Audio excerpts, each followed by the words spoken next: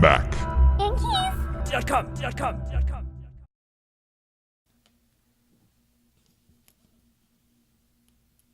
This is an example of the majority of what the keys are on there, like this size right here. And what you have underneath is this plastic scissor hinge that's attached to the key underneath. So what you're actually doing is you're separating this hinge from that key when you actually slide the tool underneath. So let me see if I can give you a side view of this. You can kind of see that right there, how it drops right there. So what you're actually doing when you're separating the two, you're taking this tool and you're sticking it inside this little fold right here. And then when you press in, that snaps that right off. So that's why it's important to go in on the actual sides of it and to think that that fold will be somewhat centered in that key. So if you slide your toothpick, paper clip, or whatever it might be, think that you need to remain in the center of this key.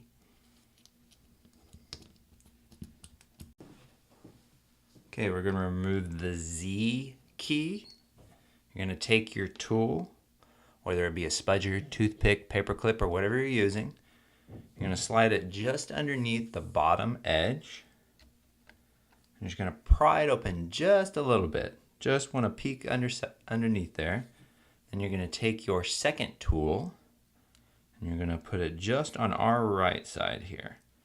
Now you can remove the first tool. What we're doing is we're taking this tool and we're going to slide it to the left. And what that's going to do is separate the key from the plastic bracket underneath. But before you do that, you want to hold on the top part of the key like this. And then you're just going to slide to the left like that. And now you've separated the key from the plastic bracket underneath. Now you're going to take your tool, stick it just above the rubber cup. And what we're going to do is we're going to gently pry the scissor hinge from the bottom frame. And just nice and gently like that. I'm going to do the same thing to the bottom edge. And sometimes the key will just pop right out there. If you notice that, we didn't really have to pry it up. And now you have removed your Z key and scissor hinge.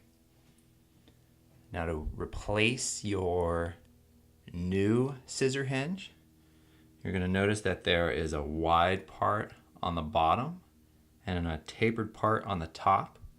So you want to put the wide part on the bottom, just line it up on the edge there, and then start pulling in an upward direction. You'll notice it'll kind of hold or grab, and that means it's in place, and you can let go.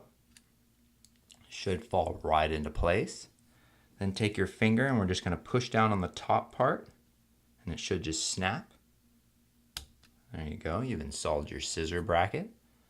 Now take your replacement Z key and just drop it right on top there like that. And now what we're going to do is we're going to push down with our finger until all the clips catch. And sometimes you have to wiggle your finger for them to all catch. Like that.